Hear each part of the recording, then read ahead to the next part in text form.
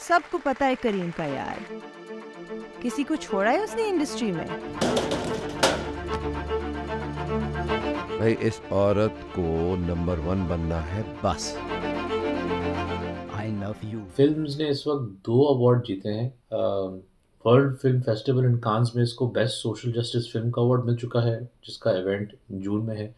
और Los Angeles international short film festival Indie Short Fest में इसको आउटस्टैंडिंग अचीवमेंट अवार्ड मिला है फॉर इंडी शॉर्ट। और इसको जो है रनर्स अप भी मिला है फॉर बेस्ट सीजनल शॉर्ट। खाला जिद कर रही थी कि जामुन का पेड़ कटवा दो।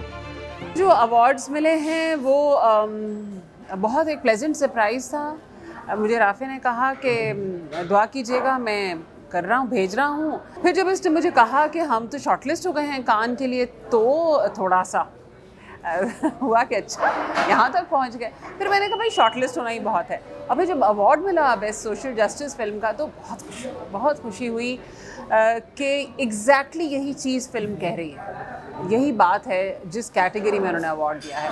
अवार्ड मिलना तो बहुत अच्छा लग रहा है ऑफ कोर्स, लेकिन उसके साथ साथ एक ये एहसास बहुत है कि यहाँ पर नहीं दिखाई जा रही है फिल्म। मुझे नहीं मालूम दिखाई जा सकेगी कि नहीं। आप भी जानते हैं कि किस कदर सेंसर के मसाइल हैं।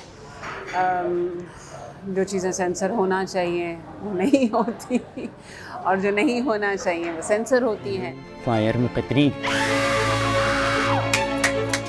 एक पाकिस्तानी फ़िल्म है तो ज़रूर हम चाहेंगे कि इसको पाकिस्तान में भी एग्ज़िबिट किया जाए, लेकिन it is too early to say right now कि इसकी पॉसिबिलिटीज़ क्या हैं। हमारे पास सिनेमा इंडस्ट्री में शॉर्ट फिल्म सर्किट्स का शायद एक्सपोजर बहुत कम होता है, लेकिन रिगार्डलेस ये है तो एक फ़िल्म ही।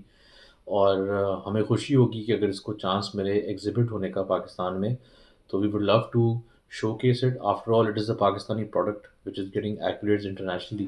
करीम तो प्लास्टिक है, प्लास्टिक मनी।